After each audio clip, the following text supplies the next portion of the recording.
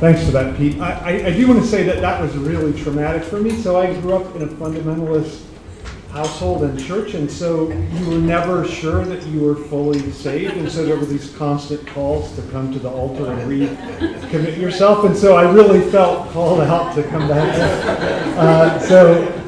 And that song, Just As I Am, that was an especially traumatic song, so I do appreciate that. But the other thing that's traumatic for me is when people look at me, so I decided to put the clip that I have, so you just look at George Clooney, who's a pretty attractive guy, and while I'm talking, and that'll be a relief. Okay, and that you also have that to look forward to. So if it's really boring, you can think like, oh my God, I'm going to get to see a little clip from one of the greatest films ever made coming up pretty soon. Okay, so I'm going to argue for conversion, basically, and but for conversion, no matter what you're converting to. So that's going to be the basic idea of what I'm going to say. And my first premise is that conversion is actually something essential for being free. That in some way conversion is the primordial act of freedom. And I even would say that without undergoing some form of conversion, we're stuck with the determinations of our birth, which is another way of saying that we're stuck with unfreedom. So conversion is freedom. Not converting in some way is unfreedom, but I don't want to prescribe what you have to be converted to. And I think what I'm saying is the opposite. Some of you might know this. So Jean-Jacques Rousseau wrote a book called The Social Contract, which was very influential on French revolutionaries, American revolutionaries. But the first line is also very well known. He says, "Man is born free, but is everywhere in chains." And I want to reverse that. Like, we are born in chains, and everywhere we can become free as long as we convert. So I think he precisely gets it wrong, and I think it's interesting why he gets it wrong. I think he gets it wrong because he's a romanticist, and I think we still live in an epoch of romanticism, and it's romanticism that gives conversion a bad name, and I think conversion does have a bad name today, and part of what I want to do is give conversion a better name, I guess, and I think because from the perspective of romanticism, conversion means I've converted away from what I authentically am. So first I'm authentically something, and then I convert someone converts me, and I become this thing that I am not, and it's some form of authority that turns me into something that I'm not. So that's why I think conversion we think of as a problem. We think of it as something akin to social conditioning. So I undergo conversion, I've been conditioned socially away from what I really am, and thus I become increasingly inauthentic. So I think, when I think of the ne plus ultra, the ultimate form of the violence of conversion, I think of gay conversion therapy. So, of course, no one would advocate, I hope no one here would advocate it, and anyone who, other than its advocates, there's no one in favor of it. But I think it's interesting because it encapsulates what we think of as wrong with conversion. That is, conversion takes what you really desire and it bombards you with images of, it's a little bit like, if you've ever seen the movie I was going to show a clip, but I didn't have time. The Clockwork Orange by Stanley Kubrick, it's a little bit like the Ludovico treatment where I don't think they really keep people's eyes open in gay conversion therapy, but it's something like that.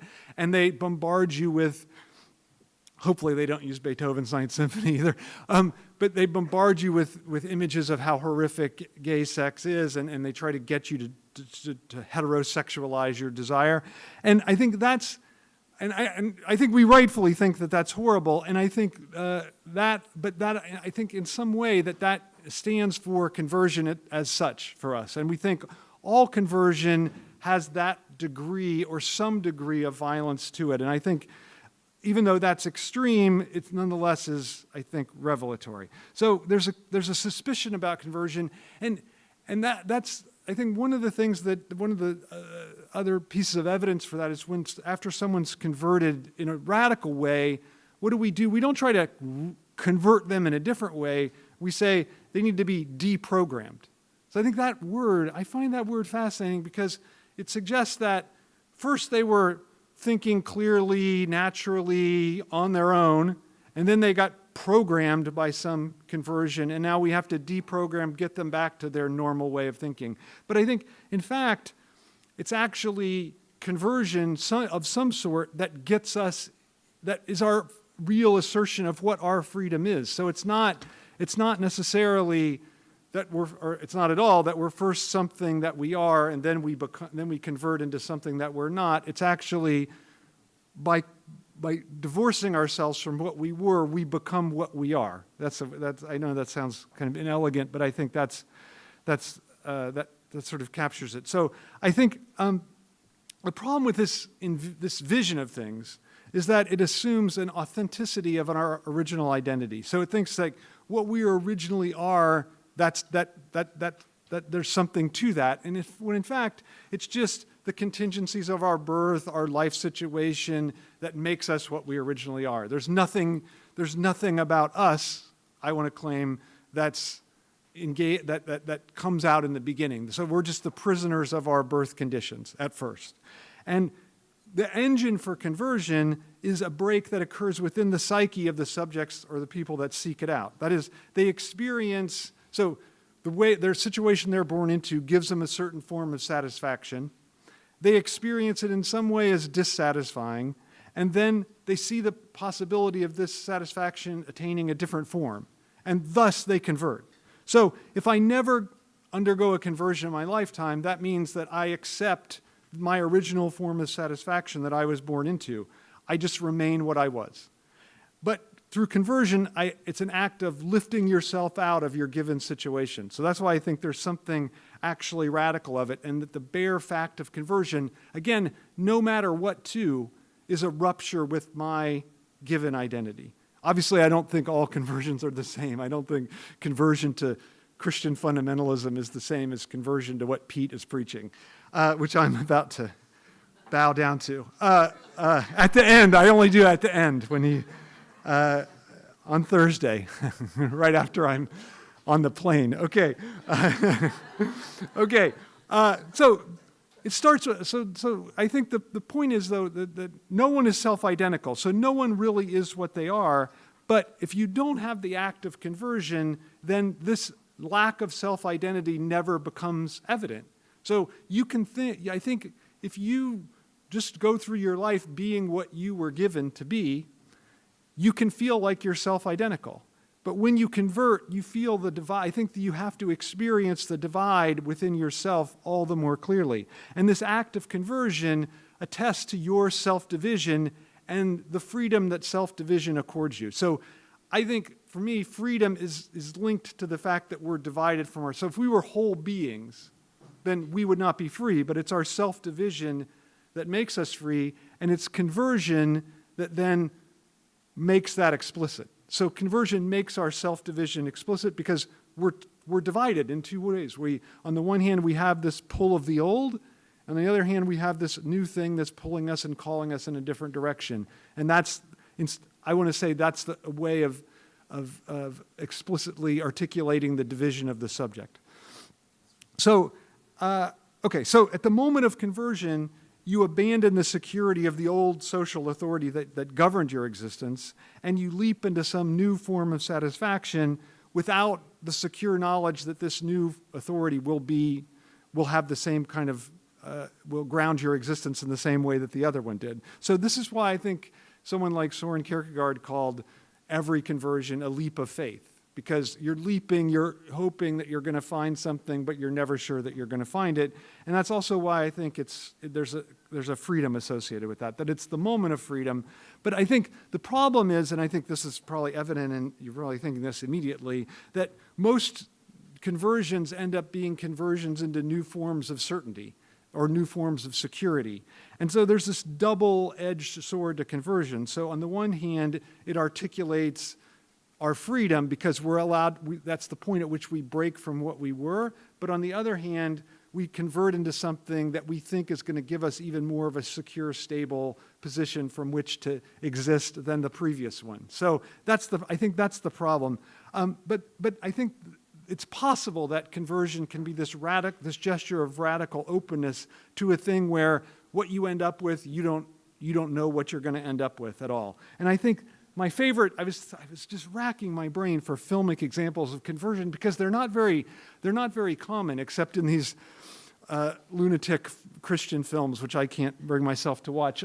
So I only watch mainstream Hollywood. I mean, that's not true. I watch other things, but I mainly love mainstream Hollywood films. And so this is a film called Michael Clayton by Tony Gilroy. I think it's a great masterpiece of 2008.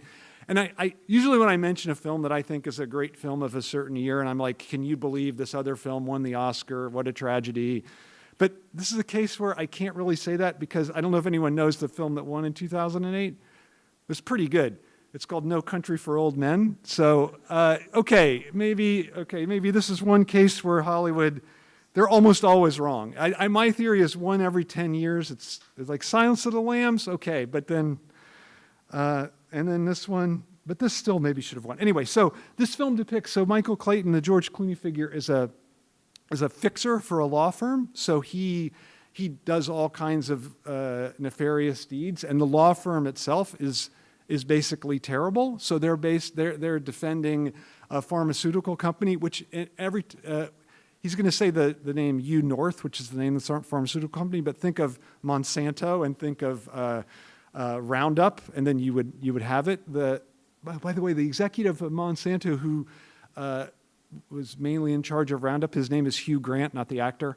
And he got $84 million to leave as a buyout, and he's probably killing all of us. Actually, we don't even know it, but the number of people he killed is tremendous, and it's amazing that he is not in jail.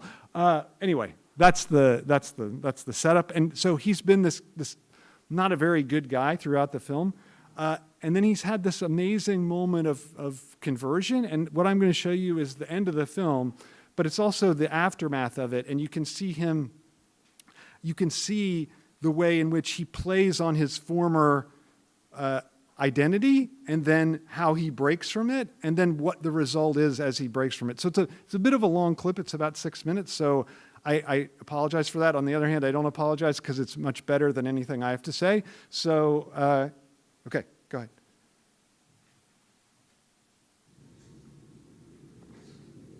Pretty freaky, huh? You see Arthur? He's wandering around here somewhere. I'm kidding. Lighten up. You got one of these? Right now. It's an oldie but a goodie. You got your heart racing, don't I don't know what the hell it is you think you're doing. I? What do you think I'm doing? The suit's over. We have a deal. Whatever that is, it's meaningless at this point. You think? I must have gotten that wrong. I thought you had a tentative proposal.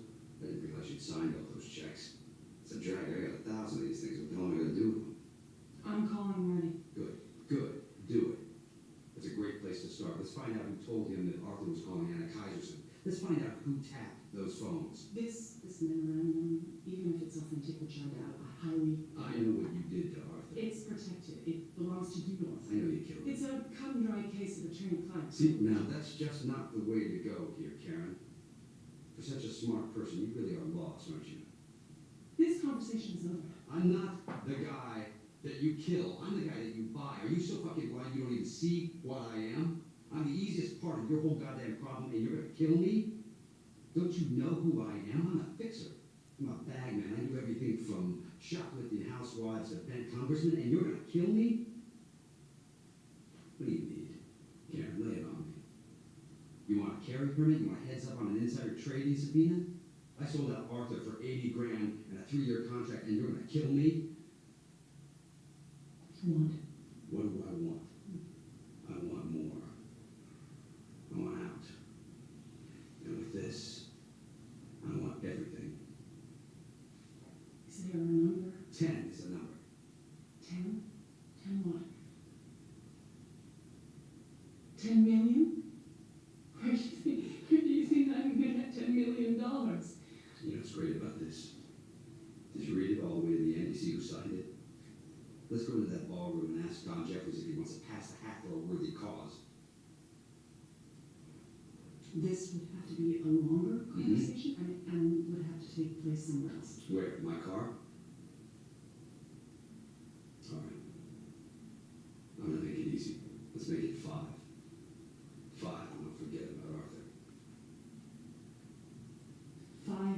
is easier. The other 5 is something we could talk about. Good. And then the other 5 is to forget about the 468 people that you knocked off with your weed killer. Let me finish up this meeting. I'll talk to Do you. I look like I'm negotiating? Karen, 1 second. everything okay? Yes. $10 million. Bank of my choosing offshore immediately. Yes. Say it. $10 million, your account, the moment this meeting starts. Karen, everyone's waiting. I'm coming, Doc. You have a deal. You're so fucked. What? You're fucked. What do you mean? Take a wild guess.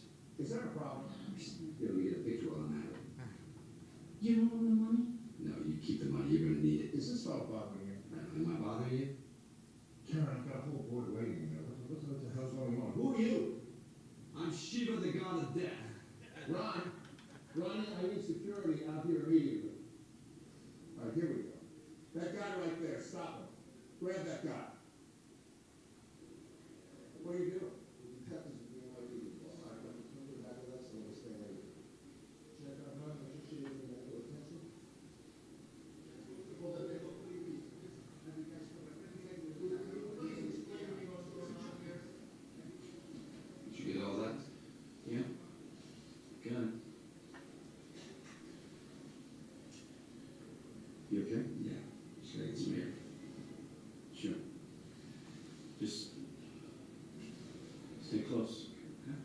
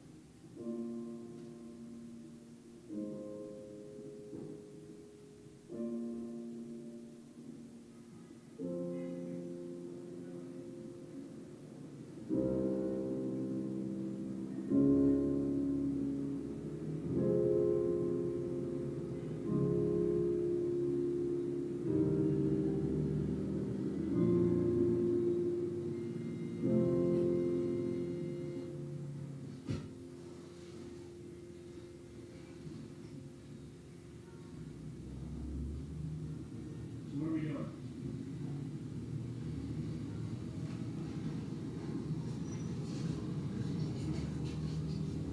Give me $50. Okay. But leave him up there.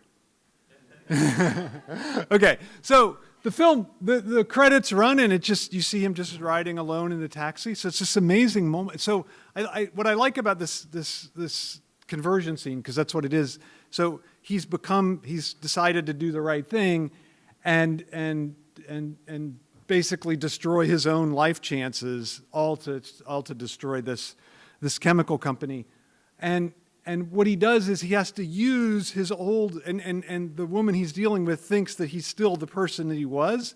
And then as he's using the person that he was, the person that he becomes slowly emerges. But then as you see him after he's emerged here, he's completely isolated. So the film just ends with him isolated, going around in a cab, not even going anywhere, just driving. And I think I thought especially Peter would like this. He's just kind of driving around without aim, he's given up the idea of even getting something. So I think that this is a nice image of, I think you would like that. I mean, I don't want to apologize. So it's as if the conversion leaves him a blank slate. And so I think in some way, this is the ideal of conversion. That this is the ideal of conversion, that it doesn't give you anything that you can, in the future, hook yourself on. Whereas I think the reactionary dimension of conversion is that we convert into something that gives us a new sense of security, and thus, rather than asserting our self-division, it gives us a new sense of wholeness. So I think there's a double edge always to conversion, and yet even in the most conservative conversion, there's always this radical point of freedom that's necessarily evident. So I think that, for me, is what's important about conversion. Although I just want to spend a couple minutes on what the problem with conversion is. And I think that oftentimes the convert isn't like Michael Clayton is here. Instead, they're looking for some new form of satisfaction that they think will really fill in their lack. And they think that that through the act of conversion that, as I said, expresses self-division, I'll find a way to overcome self-division. And I think it's obviously true in the case of fundamentalism, that it seems unquestionable. But what's interesting to me is it's even apparent in the opposite of fundamentalism, and his name was mentioned earlier, maybe not by... maybe by me, I don't know, by Richard Dawkins. So I think Richard Dawkins, or maybe just in a private conversation I was having with someone. So Richard Dawkins is one of the most renowned atheists in the world, and yet if you've ever interacted with his work, he's definitely trying to convert people. Like he's often trying to convert people from Christianity to atheism or from some sort of, actually Islam the new atheists seem to hate Islam more than Christianity, which is interesting. But nonetheless, Dawkins, I think, takes stock of the tremendous advantage that atheism brings relative to religious belief when it comes to the idea of security. And so I think even though that in that conversion to atheism, there is this moment of self-division, there nonetheless is a way of recouping it, just like fundamentalism. So this is from his most famous book, God Delusion. He says, "It is because the evidence for evolution is overwhelmingly strong, and I am passionately distressed that my opponent can't see it, or more usually refuses to look at it because it contradicts his," that's his word, "holy book. My passion is increased when I think about how much the poor fundamentalists and those who they influence are missing." So he feels bad for the lack on the other side that he can fill in with his belief in atheism. So converting to atheism, and this is the promise Dawkins actually makes in the book, will inevitably increase one's satisfaction because it'll give one more to marvel at in the world. And he even says, I'm so glad I live in this time because I experience all these great marvels that I would have missed out on if I had been born in the 3rd century or something. Which I'm not sure is true, because I think the marvels are sort of relative to when maybe there were more marvels. Maybe he's thinking of Marvel comics. I don't know. I was thinking. So when you mentioned the films, it's thank God we're here and not at Infinity Wars, which one of my twin boys said it's 3 hours long and it's one long fight. It's the worst thing I've ever had to sit through in my life. And then he was very polite because he went with a group of friends, and afterward they're like, it was amazing. He said, yeah, amazing. And then he came home and said it was the worst thing ever. So I thought I've done a good job as a parent. Okay, so this idea for Dawkins that whole vistas of possibility will open up is another way of overcoming, of preaching conversion as a way of overcoming lack in the same way that the fundamentalist does. So that conversion becomes a new, more satisfying form of satisfaction, one without any lack at all.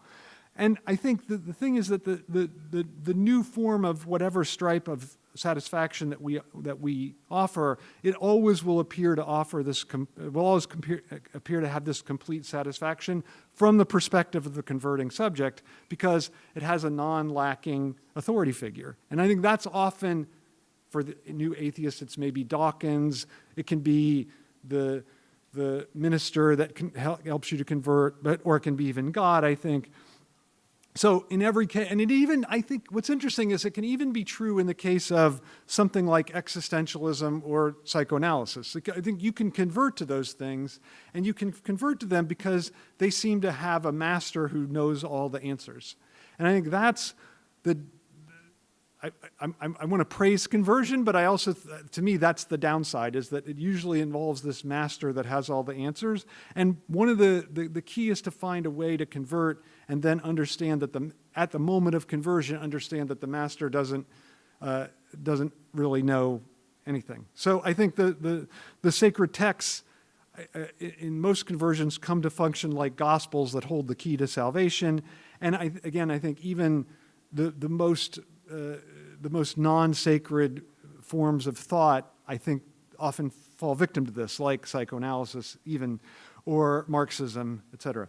So I think what I'm getting at is this paradoxical status of conversion, that it springs from an attempt to overcome lack and yet ends up simultaneously affirming it. So there's no conversion, I think, without this authority figure, but there are certain movements that are able to reveal the divide within the authority figure, and that's the conversion that I'm interested in. And I think this is true of psychoanalysis, it's true of existentialism, and I think it's even true of Christianity if thought in the correct way. And so this is when I just ran back to my hotel room and rewrote this end just to appeal to Peter.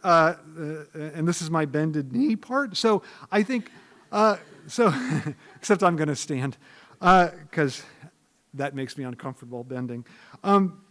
It's just a problem. Okay, so Christianity provides one possible resolution for this, what I call paradox of contradiction, and that's, okay, people certainly convert for the possibility and the promise of salvation. This, what Peter said, the future of uninterrupted bliss, the idea of heaven, which, as he rightly put, it seems like hell, and to avoid being condemned to eternal lack. Because I think that's the vision of hell, actually. The vision of hell is you're condemned to eternal lack, and heaven is eternal excess. That would put it in terms that I like. But the Christian God, I think, is fundamentally different from the God of every other monotheistic religion, despite the shared providence of this God. And I think the key moment is the death of Christ on the cross, that Christianity reveals the divided nature of absolute authority. So when Christ dies, and I think Hegel, this moment for Hegel as the German philosopher, Hegel is a really important moment. So in his book, The Phenomenology of Spirit, he says at the moment that Christ dies, he puts this I'll try to make it as clear as possible. So he says, all divine essence returns back into this comic consciousness, that's Christ as the comic consciousness, or it is the complete self-relinquishing of substance. It is this loss of substance as well as of self, the pain that expresses itself in the harsh phrase that God himself is dead. So to me, that's a fascinating idea, that it's not just that Christ on the cross isn't just the representative of God that dies. And I think that's the way in which it gets commonly thought in terms of Christianity, but it's that God himself is dead. And so I love this idea that it's the absolute authority, the absolute being is identified with the most humiliated form of humanity. And I think that's the real key point of Christianity and why it doesn't have the kind of authority that other things that you might convert to really have, because its authority, its absolute authority, actually shows itself to be divided in just the way we are. And so when Hegel says substance shows itself to be divided, that's what he's getting at, that the thing that we see that seems most substantial and most pure ends up being just as divided as we are, or just as humiliated. So you could say it this way, that God's power consists in total humility, not in absolute strength. And this reversal of the status of God leads Hegel to identify, and I think he's right about this, the death of Christ with the most radical act in the history of humanity. So this idea that all of a sudden the greatest authority becomes self-destructive is, I think, a radical act of emancipation for everyone, and that's how Christianity that conversion to Christianity can function as a form of freedom and self-emancipation. So it's interesting to me that Hegel's acceptance of Christianity and his enthusiasm for conversion mark a sharp contrast with the epoch in which he lived, Romanticism. So he was he was hostile to Romanticism, but this was the time in which he wrote, was the flowering of Romanticism. And it's interesting that for him, Romanticism and its privileging of birth and its privileging of what we initially are is a problem, and conversion is in some way the solution to it.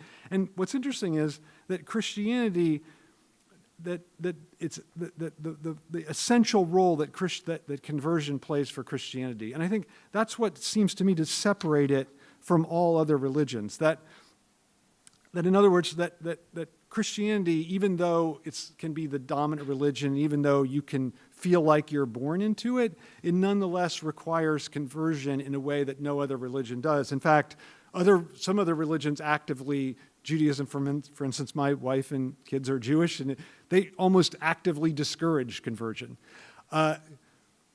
If you're Muslim, if Islam believes that everyone is born a Muslim, and that you can rediscover the fact that you're Muslim, but you don't have to, there's not a conversion because that's what you're born into. So it's only Christianity, I think, and maybe someone will question me and show me that I'm wrong, that suggests that everyone has to be converted into it. And that's why I think this idea of freedom is in some way deeply intertwined with religion, with Christianity. So the idea is that Christianity is a direct contrast with Judaism, precisely because you have to have this conversion. And I think there's some nice points in which Christ says this. So this is Gospel of John. He tells Nicodemus, you must be born anew. Everyone probably knows this. That conversion is necessary because it's the uprooting of ourselves as individuals in order to engage in something new and some new form of community that would arise that wouldn't just be natural. So this denaturalization, and now I'm going to say something against Albert Camus, so I'm sorry about that. So I think Christianity would explicitly reject Camus' famous statement. So as the Algerian War was going on, Camus, the people were bombing, militants in Algeria were bombing French settlers. They were called Pieds Noirs. That's the French that had, many of them had been born there, but nonetheless they were colonists. And Camus was born there, and his mother was a Pieds Noirs. It doesn't really translate. A Blackfoot. I don't know why that doesn't translate. So here's what he said. So he came out against the bombing, and this is what he said. He said, people are now planting bombs in the tramways of Algiers. My mother might be on one of these tramways. If that is justice, I prefer my mother. And what I like is the way in which Christianity, I like my mom fine, but I like the way in which Christianity contrasts with this. That the point is almost the most extreme contrast. So in the Gospel of Matthew, Christ says, he who does not love his mother or father or mother more than me is not worthy of me. So this idea, and I come to bring not peace but a sword, I come to divide you from your family. So it's as if Christ were explicitly attempting to rebut Camus' insistence on the priority of the familial relation to universal love. So I think this idea of universal love is also part of the way in which conversion lifts us out of the natural relation. If the familial relation is the natural relation, universal love rips us out of that and makes that strange to us. So if we look at the history of Christianity, it's very easy to understand why people are suspicious of it, because it's done some horrible things. And the demand for conversion itself is part of the problem, because it's inherently proselytizing and missionary sending and part of the imperial colonial enterprise perpetuated by Europe, right? So the problem is that everyone's a potential Christian, and so you can always try to do whatever you can to convert them, and there's incredible loss of life that's been linked to this. But I think my point would be that conversion brings with it, it's a moment both of freedom and this risk of closing off freedom, but it's a risk nonetheless that we have to take, because I think conversion, if we don't run the risk of conversion, then we end up stuck in what we were and stuck in our unfreedom. So I'm going to leave some time for questions. That's it. Okay? Okay. Sorry, that's it. Nothing. No, I'm not saying you should clap. I'm not saying you should clap. I just, that was it. Yeah. Hi. Yeah. Hi. I have a question before I ask my question. I'm right here. My name's Okay. Larry. Yeah. Have you ever heard of there was some psychologists that during the cult period of the 70s and stuff, when people were converting to cults, they wrote a book called Snapping. Are you familiar with it? I don't know that book. Okay, No. well, anyway, so snapping is a kind of a conversion through depriving and et cetera, till you snap, right? Yeah. Would you call that a conversion as well, or is that a false conversion, or? No, yes, I think that's a kind of conversion, yeah. But not a good conversion. Well, okay, okay, that's kind of what I was saying, that I think that even the bad conversion forces us to confront this moment of freedom. right? That's my point, that even the worst kind of conversion is still this moment at which you recognize that what you were born into is that you're alienated even from that. And that's what and so I think there are certain things we're converted into that hopefully will be converted into something else in the future. But I think what I want to push against is the idea that I'm converted into one thing and then we have to deprogram somebody back into what they were. So I think, of course, there are many things where if someone is converted into them, we should be trying to convert them into something else. But I don't think we should try to deprogram them. Because I think snapping is kind of an interesting synonym for conversion.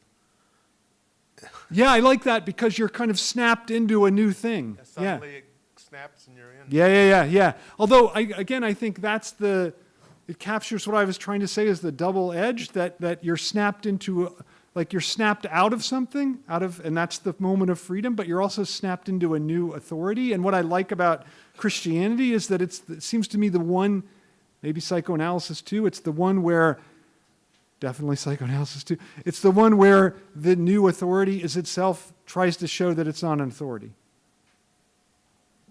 Yeah.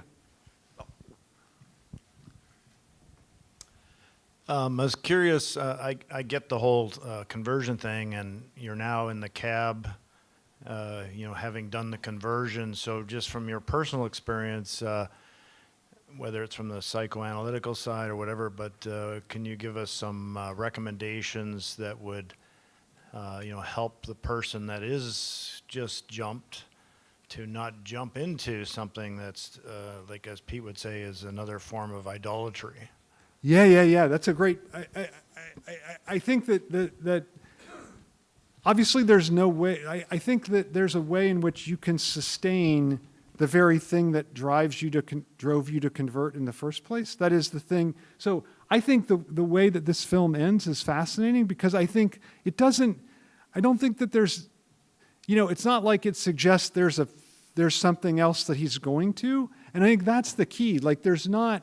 And I think the idea of, I've always been against this idea of goals that you're trying to have. So I think one of the way to break out of the new authority, and I think authorities use goals as a way to get us to buy into them. So I think one way to do it, this is just a small thing, is to not have goals that you're trying to set for yourself, that have to instead think that the thing, and this is tied to what Pete said, that the thing that's hindering me is actually the thing that nourishes me at the same time. And so to then remain in that position. So I guess if I was going to give my image of, because you painted an image of what hell would be like, so if I could paint an image of what heaven would be like, it would be just to constantly be in that position of, in driving around in the cab maybe, like constantly with confronting the hindrance and confronting that moment, that the fact that you can't ever, like the unreliability of the new master. That you sustain that, and so then the responsibility all falls on you. So you have to take the total responsibility. I don't know. I mean, that's not practical. But I know, if my life is terrible, so I shouldn't give any practical advice. Pete, I have the mic. Is it cool if I ask a question? No. Over here. I know you're raising your hand, but so radical theology is a spectrum, and lots of people have lots of different ideas, and a major conversation happening in general in radical theology is what do we do with really problematic language? Do we reauthor, reclaim language that we feel really strongly is ours as self-identified Christians or Christian atheists or whatever Christian thing you want to say? Right. Or do we create new language that makes sense and moves us forward? So something like conversion, which is so weighted down with baggage and pregnant with meaning and stupid, crazy story, you're arguing really hard for it. I really like your points, and I'm not feeling one way or another about it. I'm just very fascinated by this. But what are your thoughts on the problematic meaning and story that's attached to words like conversion? Yeah, it's a great question, and I think I thought you were going to say that I'm perverse because that's, no, really. I mean, seriously, because why use a term that's so weighted and no, well, I'm attached. No, I guess I'm not attached to the term necessarily, but I'm attached to the process. And I think that, and I guess the reason why I don't think that, I guess I'm against the idea of inventing a new term that's nicer, because I think in some way the very violent history of it is inextricable from the freedom that's involved in it, right? Like, so I like that idea of conversion, even though I hate all those, I hate mass conversions of people and the violence involved in it, of course, but I do think it's necessary to understand that, because every act of conversion is it can be self-violent, but it's always a violent act. And so I think, I think there's a tendency to, and look, I'm often very much in favor of finding new terms to make things that aren't directly insulting to people, obviously. But I also think you have to still capture the violence of what the movement is, because otherwise I don't think it can ever be a nice smooth movement into something else. And so that's what I kind of like about conversion, is it captures that even the weighted history of it captures that aspect of the violence that it does to yourself, because that violence that it does to you is what's great about it, because it ruptures you from what you were, and that's, I mean, what you were is completely ideological. What you were was given to you. It's just contingent. It's nothing. There's nothing to it. So the ability to break from that and its misuse is part of it. So that's why I want to cling to the term, because of it captures the way in which that can be misused, and we should constantly be aware of that. So so that's what I would say. We got this guy up front who has a comment, not so much a question. Okay. Yeah, you knew I was going to comment, not question. I love. You're defending Albert Camus. That's yes, yeah.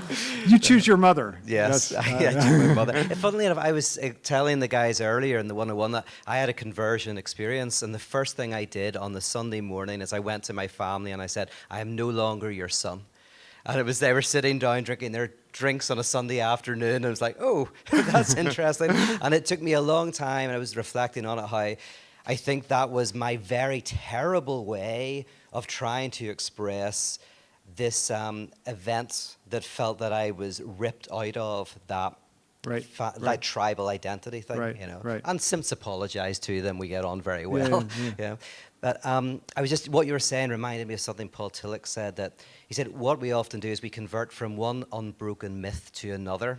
So one story of certainty to another. That's what we think of conversion. From humanism to Christianity to Islam to Judaism, bam, bam, bam, bam.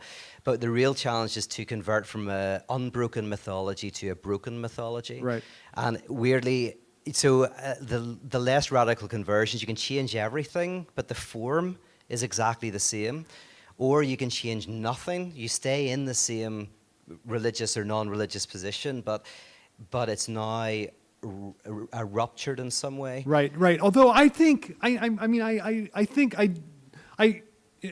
agree with that in general, but I do think that even the one that you like a form of from an unbroken to an unbroken, I still think in that, because there's that moment that the conversion still holds within it a moment of rupture, even if you subsequently try to deny it and seal it off and make it and obfuscate it in some way. I still think there is that moment of rupture in there. So even the most conservative reactionary conversion, there still is something in it that actually opens up to another possibility. Yeah. I'm just thinking, because I love that, I think that could be true, but I'm also thinking about people I know, and in LA, for example, who are always converting from one thing to another, and finding something that's going to be the answer. But do you think there's something where they're trying to self-heal, or there's something but in then that act? What I would say is conversion becomes a fetish. And I think what they're trying to do is escape the radicality of conversion by converting too much. Right. Like, I think that happens all the time, right? We try to, if the radicality of something traumatizes us, we try to do it a lot. Like, I'm totally traumatized by ever speaking in public or appearing in public, so I constantly accept every invitation that I can to speak in public. But I think that's one way that's an obsessive fetishistic way of dealing with trauma, right? So I think that obsessive conversion is itself just, again, testifies to the radicality of conversion in an ironic way of avoiding it, even though you're doing it. Yeah, so sorry, that was overly complicated. I also Hi. only have a comment, not a question, but Okay. I see so much application of this to parenting. So like I think about like what it's like to look at a kid and how, you know, we think about the responsibility of what we teach them or what we tell them about the world. And there's like all this anxiety now about, you know, like if you're post-Christian or if you're Christian, like that you teach your kid the right thing. You either give them lots of Bible school, Bible training, whatever, or you give them lots of like good evolutionary, like you're like really obsessed with like getting this perfect child out the door. But I think you've articulated really well, like my approach to parenting my own kids is that someday they're going to have to go out there and have a conversion from all the weird just like ideas that they've developed. So like my kids believe all kinds of nutso things, and I rarely like confront them. I just enjoy, like my son loves the Lord's Prayer for some reason, especially the part about the power at the end. He always like screams the power, and like I mean I don't know like why he likes it. I didn't ever talk to him about it. So but instead of like, you know, like trying to kind of fix his dials, like I think it just releases a lot of that pressure from a parent, and also just to be there for that traumatic event, like when they eventually go through it, and just to kind of, I don't know, it's just like a different relationship when it comes to parenting, thinking about the promise of conversion. And also thinking about me who grew up like Christian, the central story of my life was my parents' conversion. So like they were hippies and got saved like on the hippie trail into Christianity, and like that was like the central story. But then I always felt like I was cut out of that central story since I was born into it.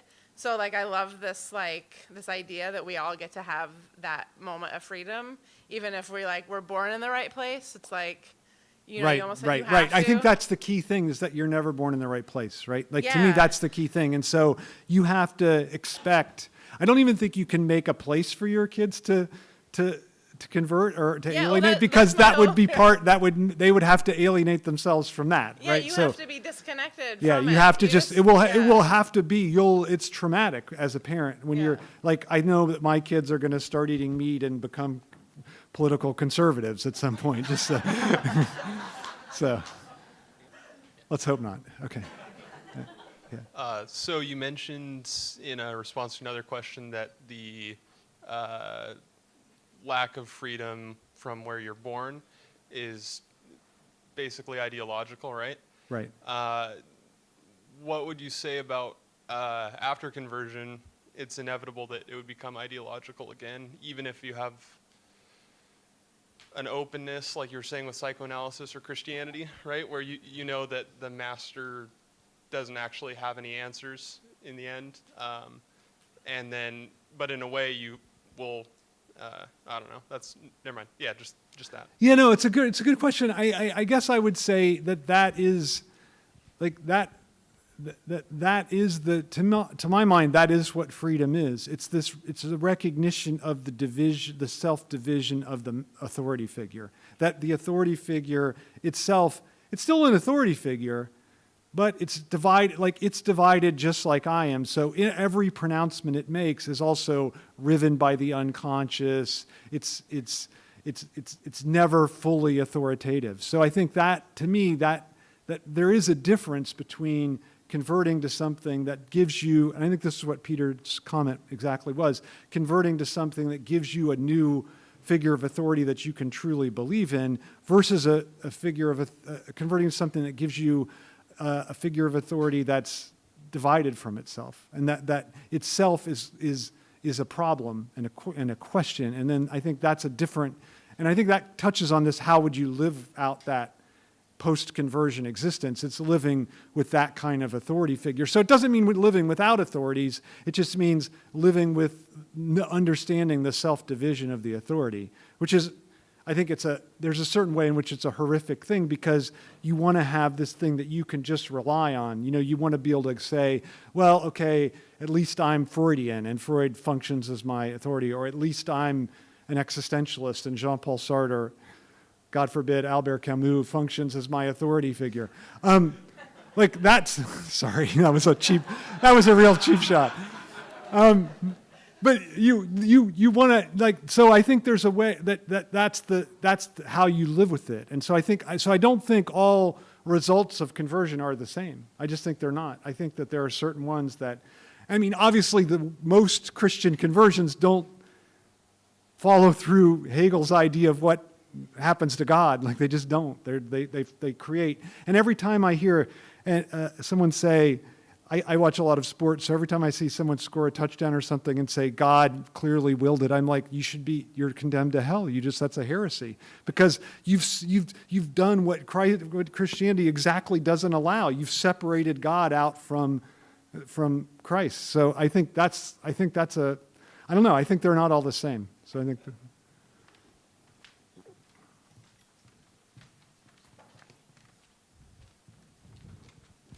Is it someone else? I have the microphone, Peter. Okay. Sorry, she's right in the corner. I have a question about miracles, talking about Christianity in like Yes. a Quentin Meillassoux sense.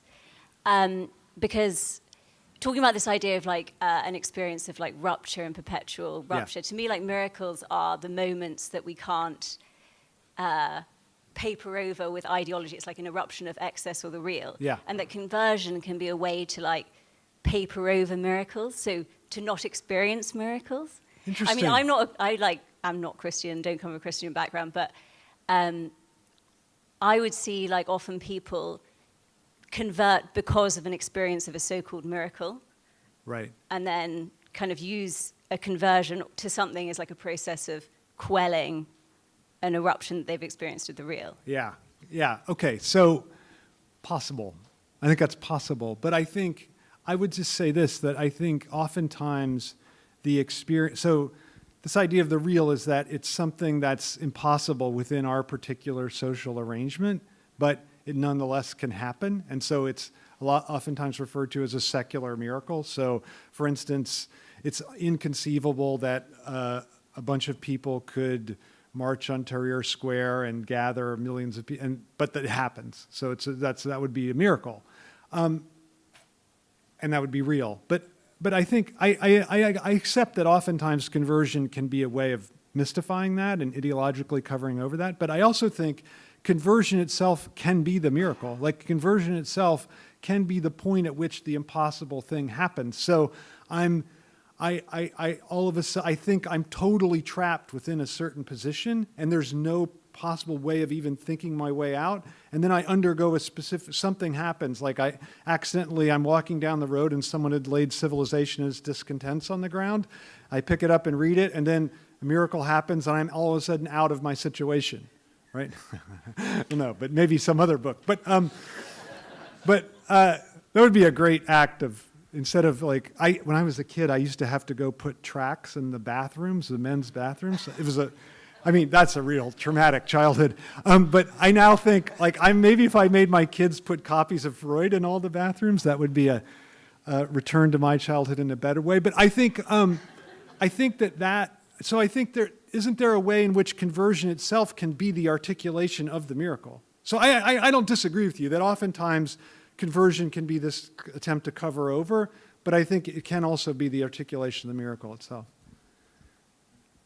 As I'm listening to you talking, Todd, and other people questioning, I'm reflecting on my own situation, my own life, and going, all right, what are those conversion moments in my life? And this is probably a comment more than a question, but I'm realizing, like, I think the most significant conversion I've ever had in my life is divorce. Yeah. Right. Well, yeah. It's funny that I treat every comment as if it's a question. Please so, do. Yeah. Yeah. Sorry That's about helpful. that. It means I talk too much, which means I'll probably be getting divorced soon.